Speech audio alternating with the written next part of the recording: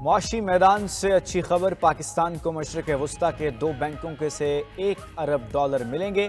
وزیر خزانہ محمد اورنگزیب کا غیر ملکی نشریاتی ادارے کو انٹرویو، کہا دونوں بینکوں سے قرض 6 سے 7% شرح سود کی شرط پر ملے گا۔ IMF کے ساتھ پہلے جائزے پر بات چیت فروری کے آخر میں ہوگی۔ پاکستان نے تمام پیشگی اقدامات کر لیے ہیں، کاوشوں کے مثبت اثرات نظر آنا شروع ہو چکے ہیں۔ آنے والے دنوں میں پاکستان کی کریڈٹ ریٹنگ بھی اپ ڈیٹ ہونے کی امید ہے۔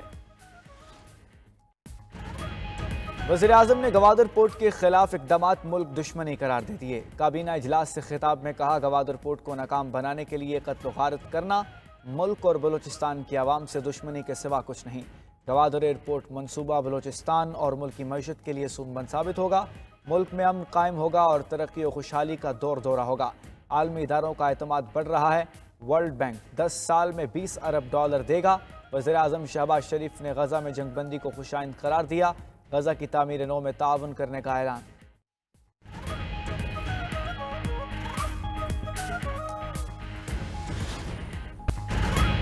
حکومت کا پی ٹی آئی کو 7 روز میں جواب دینے کا فیصلہ، اسپیکر قومی اسمبلی کی زیر صدارت حکومتی مذاکراتی کمیٹی کا اجلاس، پی ٹی آئی کے مطالبات پر جواب کی تیاری کے لیے سب کمیٹی بنا دی۔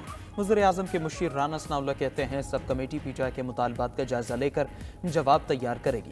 کمیشن بنے گا یا نہیں یہ ہمارے جواب سے معلوم ہوگا۔ پی ٹی آئی والے جو کہتے ہیں وہ کریں، ہم اپنا جواب تحریری طور پر دیں گے۔ سینیٹر عرفان صدیقی نے کہا فی الحال ہم نے صرف پی ٹی آئی کا مسودہ پڑھا ہے، کوئی حتمی رائے قائم نہیں کی۔ حکومتی کمیٹی کا اجلاس آج پھر ہوگا۔ میٹنگ کے بعد فاروق ستار نے کہا ایم کیو ایم مذاکرات کی حامی ہے، جمہوریت میں معاملات بات چیت سے ہی حل ہوتے ہیں۔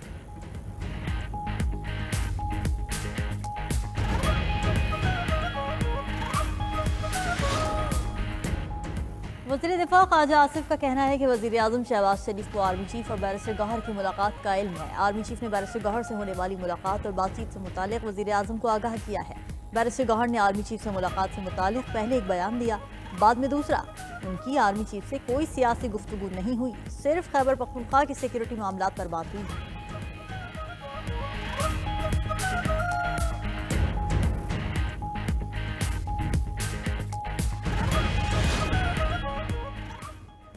آرمی چیف سے ملاقات سیکیورٹی معاملات پر تھی، اسے بیک ڈور رابطے کا نام نہ دیا جائے۔ بیرسٹر گوہر نے ملاقات سے متعلق ایک بار پھر وضاحت کر دی۔ حکومتی وزراء کو مذاکرات میں سنجیدہ رہنے کا مشورہ، کہا ہمارے 2 مطالبات تھے جن پر کوئی قدم نہیں اٹھایا گیا۔ معاملہ عدالت میں زیر سماعت ہونے کے باوجود کمیشن نہ بن سکا۔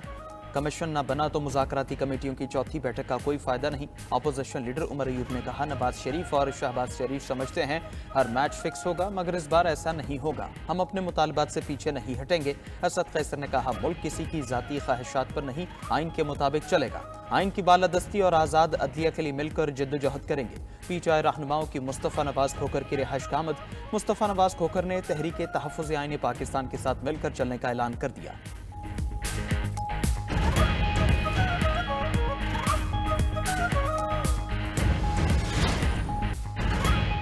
وزیر اعظم کی قومی اسمبلی آمد پر اپوزیشن نے ہنگامہ کھڑا کر دیا۔ شہباز شریف کے اجلاس میں آتے ہی اپوزیشن ارکان کا شور شرابہ، پہلے نشستوں پر کھڑے ہو کر احتجاج کیا، پھر ایجنڈے کی کاپیاں پھاڑ کر ایوان میں اچھال دیں، نعرے بازی کرتے ہوئے اسپیکر ڈائس کا گھیراؤ۔ حکومتی اراکین نے وزیر اعظم کی نشست کے گرد حفاظت حصار بنایا۔ اپوزیشن کے نعروں کے جواب میں شیر آیا کے نعرے لگاتے رہے۔ شور شرابے میں ہی حکومتی بینچز سے 6 ایجنڈا آئٹمز نمٹا دی گئی۔ قومی اسمبلی کا آج دن 2 بجے اجلاس دوبارہ ہوگا۔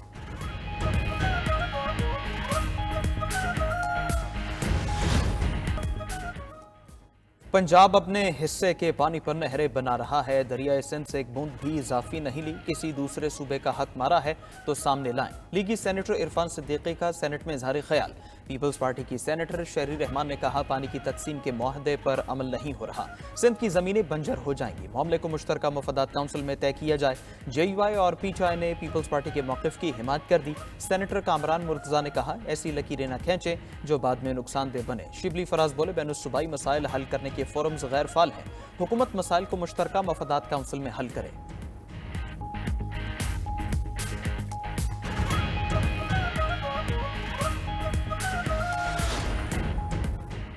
بحریہ ٹاؤن کے مالک ملک ریاض اور دیگر افراد کے خلاف دھوکہ دہی اور فراڈ کے مقدمات زیر تفتیش۔ نیب ترجمان کے مطابق ملک ریاض اور ساتھیوں نے کراچی، راولپنڈی، پشاور، جامشورو اور نیو مری میں زمینوں پر قبضے کیے، بغیر اجازت ہاؤسنگ سوسائٹیز قائم کی، اربوں روپے کا فراڈ کیا۔ ملک ریاض NCA کے مقدمے میں عدالت اور نیب دونوں کو مطلوب ہیں۔ عدالتی حکم پر نیب پاکستان میں بحریہ ٹاؤن کے بے شمار اثاثے ضبط کر چکا، مزید قانونی کارروائی بھی جاری ہے۔ ترجمان نے عوام کو تنبیہ کرتے ہوئے بتایا کہ ملک ریاض نے دبئی میں تعمیرات کا نیا منصوبہ شروع کیا ہے۔ عوام اس منصوبے میں سرمایہ کاری سے خود کو دور رکھیں، منی لانڈرنگ کے زمرے میں قانونی کارروائی کا سامنا کرنا پڑ سکتا ہے۔ نیب کا حکومت سے بھی فوری دبئی حکومت سے رابطہ کر کے لاہ عمل طے کرنے کا مطالبہ۔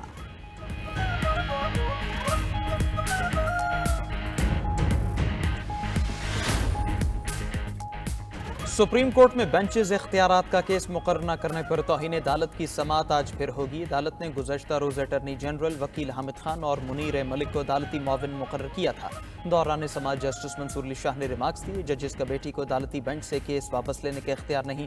اگر کمیٹی چلتے ہوئے کیسز واپس لے گی تو پھر عدلیہ کی آزادی ختم ہو جائے گی۔ جہاں محسوس ہو فیصلہ حکومت کے خلاف ہو سکتا تو کیس ہی بینچ سے واپس لے لیا جائے۔ ادھر سپریم کورٹ نے ایڈیشنل رجسٹرار جوڈیشل نذر عباس کو عہدے سے ہٹا دیا۔ اعلامیے کے مطابق جسٹس منصور علی شاہ کے حکم کے باوجود مقدمہ مقرر نہ کرنے کے معاملے پر ایڈیشنل رجسٹرار جوڈیشل کے خلاف انکوائری بھی شروع کر دی گئی ہے۔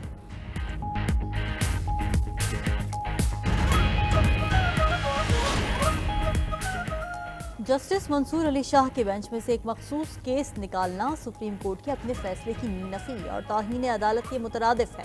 اسلام آباد ہائی کورٹ بار ایسوسی ایشن کا اعلامیہ لکھا کہ جب کوئی کیس کسی بینچ میں لگ جائے اور سنوائی ہو تو اس کیس کا حتمی فیصلہ ہونے تک وہی بینچ سماعت اور تصفیہ کرے گا۔ اگر ایسا نہیں ہوتا تو یہ سپریم کورٹ نہیں بلکہ سرکاری عملداری کا ایک ذیلی ادارہ کہلائے گا، جو آئین سے ماورائے اور عدلیہ کی آزادی پر حملہ تصور ہوگا۔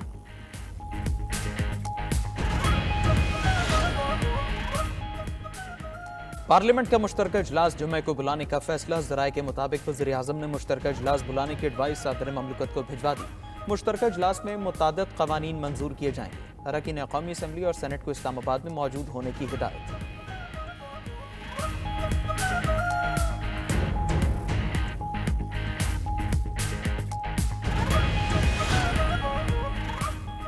امریکی صدر ڈونلڈ ٹرمپ نے حلف اٹھاتے ہی جو بائیڈن کے 78 احکامات ختم کر دیے۔ کیپٹل ہل حملہ کیس میں ملوث 1,500 افراد کو معافی دے دی۔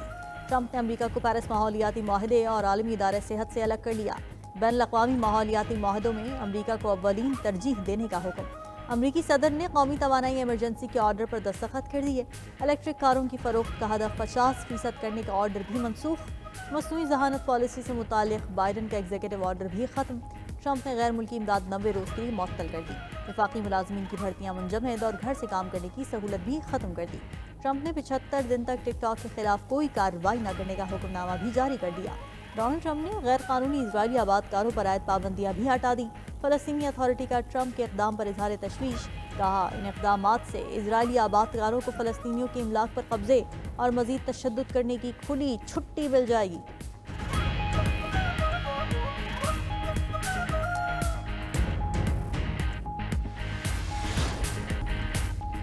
امریکی صدر ڈونلڈ ٹرمپ کی تقریبی حلف برداری کے بعد ریلی ٹیسلا مالک ایلان مسک کا ہٹلر کی طرز کا اشارہ، دائیں ہاتھ کو اپنے دل پر رکھنے اور پھر اسی بازو کو ہوا میں کرنے کا عمل ایلان مسک پر تنقید کا باعث بن گیا۔ سوشل میڈیا صارفین نے ایلان کے عمل کو ہٹلر کے اشارے کی نقل قرار دے دیا۔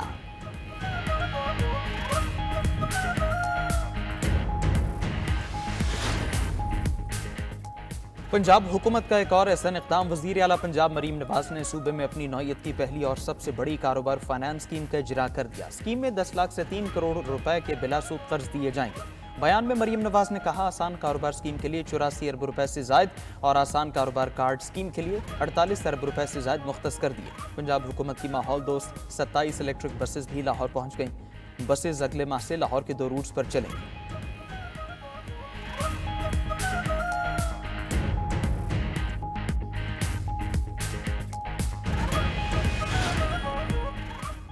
گورنر پنجاب سردار سلیم حیدر کا پنجاب یونیورسٹی کا دورہ، تشدد کے واقعے میں زخمی طالب علموں کی عیادت۔ کہا یونیورسٹیز میں تشدد کے واقعات کسی صورت قابل برداشت نہیں۔ تشدد میں ملوث طلباء کے خلاف قانونی کارروائی یقینی بنائی جائے۔ وائس چانسلر کی گورنر پنجاب کو واقعے پر بریفنگ۔ पहले मरहले में 9 तलबा को यूनिवर्सिटी से निकाल दिया गया।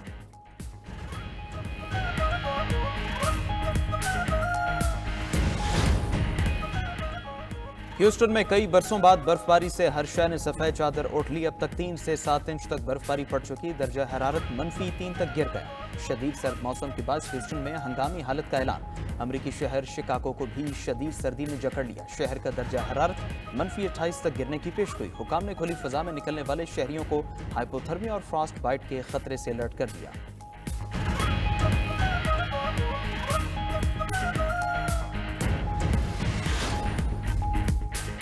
जंगबंदी मुआहदे के बावजूद इसराइल फलस्तीनियों का खून बहाने से बाज न आया। सेहूनी फौज ने रफा में फायरिंग करके 3 फलस्तीनियों को शहीद कर दिया। मगरबी किनारे के इलाके जनीन में भी छापामार कार्रवाइयों में 8 फलस्तीनी शहीद कर दिए। फलस्तीनी सिविल डिफेंस ने रफा में मलबे से 137 लाशें निकाली। एक अंदाजे के मुताबिक मलबे के नीचे 10,000 लाशें मौजूद हैं। लुटे पुटे फलस्तीनियों की तबाहशुदा घरों में वापसी। इमदादी सामान लेकर 630 ट्रक गजा में दाखिल हो गए। उधर Israeli army chief major general Herzi हल्वी ने 7 अक्टूबर हमलों पर अपनी नाकामी तस्लीम करते हुए इस्तीफा दे दिया। इस्तीफा 6 मार्च से नाफिजुल अमल होगा।